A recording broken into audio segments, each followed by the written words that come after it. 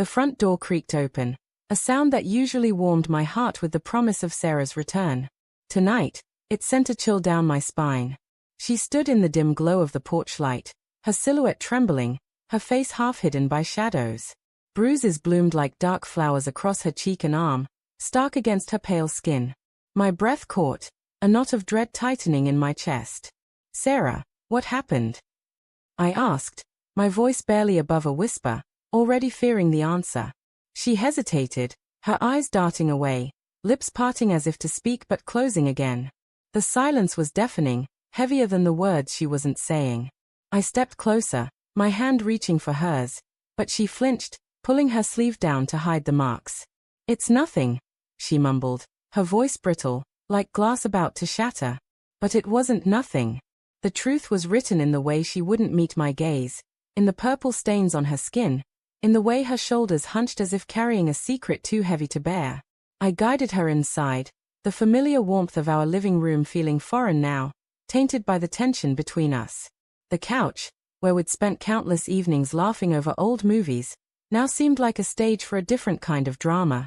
"Sarah, please," I said, my voice cracking. "Tell me what happened. Who did this to you?" Her eyes flickered with something, guilt, fear, maybe both, before she looked down at her hands, twisting her wedding ring like it burned her. "It was an accident," she said, the words hollow, unconvincing. "At work." I tripped, hit my face on a desk. I wanted to believe her. God, I wanted to. But the bruises weren't random. They were too precise, too deliberate. A desk doesn't leave marks like fingerprints. My stomach churned, a mix of anger and helplessness swirling inside me. "Sarah, don't lie to me," I said, softer than I meant to, because even now, I couldn't bear to push her too hard. "You're hurt. Let me help you." She shook her head, tears welling in her eyes, and the sight of them broke something in me. Sarah, my Sarah, who'd always been so strong, so vibrant, was crumbling before me. I reached out again, this time gently touching her arm, and she didn't pull away. But her silence spoke louder than words, and I knew, deep down, in that primal part of me that senses danger before the mind catches up, that this wasn't just about bruises. The next morning, I couldn't shake the image of her injuries, the way she'd dodged my questions. I drove her to work, insisting despite her protests, because I needed to see where this had happened, needed to understand. Her office was a sleek, modern building, all glass and steel, a world away from our cozy, cluttered home. As she disappeared through the revolving doors, I sat in the car, gripping the steering wheel until my knuckles turned white. Something wasn't right. I could feel it, like a storm brewing just out of sight. That's when my phone buzzed. A text from an unknown number. My heart stopped as I opened it. A photo of Sarah, laughing, her head tilted back, sitting too close to a man I recognized, her boss, Derek. The message beneath it was a punch to the gut. "I hit her, loser." And she liked it. My vision blurred, rage and betrayal colliding in a sickening wave. The words burned into my mind, each one a blade slicing through the trust we'd built over 7 years of marriage. I sat there, frozen, the world outside the car fading to a dull hum. Derek, the charming, smug bastard who always lingered too long at company parties, his hand brushing Sarah's back as he laughed too loudly at her jokes. I'd never liked him, but I'd trusted her. I trusted us.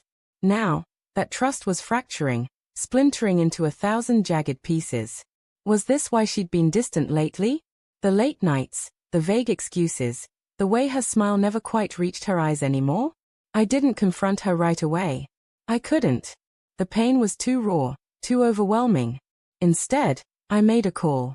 Not to the police, not to a lawyer, but to an old friend, Mike, who worked in IT and had a knack for digging up truths people wanted buried. "I need you to look into something," I said, my voice steady despite the storm inside me. "Sarah's boss, Derek. I need everything you can find." Mike didn't ask questions. He knew me well enough to hear the urgency in my tone. "Give me a day," he said. "I'll get you what you need." That night, Sarah came home late again, her face pale, the bruises darker now, like storm clouds spreading across her skin. I wanted to scream, to demand answers, but I held back, afraid of what I'd hear. Instead, I watched her move through our house like a ghost, avoiding my gaze, her answers clipped and evasive. How was work? I asked, testing the waters. Fine, she said, too quickly, disappearing into the bathroom. The sound of the shower running felt like a wall between us, drowning out any chance of truth. Mike called the next afternoon. You're not gonna like this, he warned, his voice heavy. He'd found emails, texts, even hotel receipts. Derek and Sarah. Months of secrets, of stolen moments behind my back. The bruises weren't from an accident. They were from him, from whatever twisted game they were playing. Mike sent me screenshots, and each one was a fresh wound. Sarah's flirty messages, Derek's arrogant replies, photos of them together, too close, too intimate. I felt like I was drowning. The woman I loved, the woman I'd vowed to spend my life with, had betrayed me in the worst way. The pain wasn't just in my heart. It was in my bones, my blood, a physical ache that made it hard to breathe. I thought of our wedding day, her laugh as we danced under the stars, the way she'd promised to be mine forever. Had it all been a lie? When Sarah came home that night, I couldn't hold it in anymore. I met her at the door, the screenshots printed and spread across the kitchen table like evidence in a trial. Her eyes widened, her breath hitching as she saw them. James, I can explain, she started, but her voice wavered, and I knew there was no explanation that could fix this. Explain what? I said, my voice low, trembling with barely contained fury. That you've been sleeping with him? That he's been hurting you, and you let him?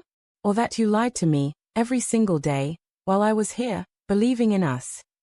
Her tears came fast, streaming down her face, but they didn't soften me. Not this time. It wasn't supposed to happen, she sobbed. It started as nothing, just flirting, but then, he wouldn't let me stop. He said he'd fire me, ruin my career. I didn't know how to get out. I wanted to believe her, to see her as the victim, but the screenshots told a different story. Her laughter, her eagerness, her betrayal. You could have told me, I said, my voice breaking. You could have trusted me. But you chose him. You chose this. She reached for me, but I stepped back, the distance between us a chasm now. I'm sorry, she whispered, her voice barely audible. I love you, James. I never stopped. But love doesn't leave bruises. Love doesn't lie. I turned away, unable to look at her, the weight of her words crushing me.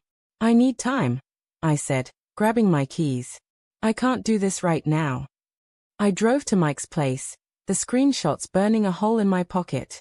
He'd found more, Derek's history of harassment, complaints from other employees swept under the rug because of his connections. It was enough to bury him. I made another call, this time to a lawyer friend who knew how to handle men like Derek. I want him to pay, I said, my voice cold, resolute. For what he did to her, to us. The next few weeks were a blur.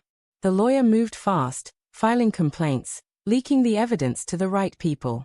Derek's career imploded, lawsuits, investigations, his name dragged through the mud. I didn't feel vindicated, though.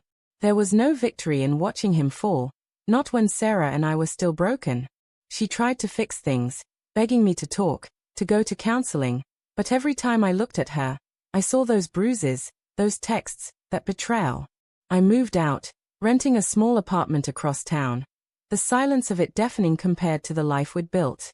I missed her, God, I missed her, but trust is a fragile thing, and ours was shattered. One night, she showed up at my door, her eyes red, her hands trembling. I know I don't deserve you, she said, her voice raw. But I need you to know I'm trying to be better. I'm in therapy. I'm done with him, with all of it. I need you to see me again, not just the mistakes. I wanted to hold her, to erase the pain, but I couldn't. Not yet. I see you, I said, my voice thick with unshed tears. But I also see what you did. And I don't know if I can ever unsee it. She nodded, tears falling, and left without another word. I stood there, alone, the weight of our broken vows pressing down on me. Derek regretted his actions, I made sure of that. But the real regret was mine, for believing in a love that wasn't what I thought it was. The bruises on Sarah's skin would fade, but the ones on my heart? Those might never heal.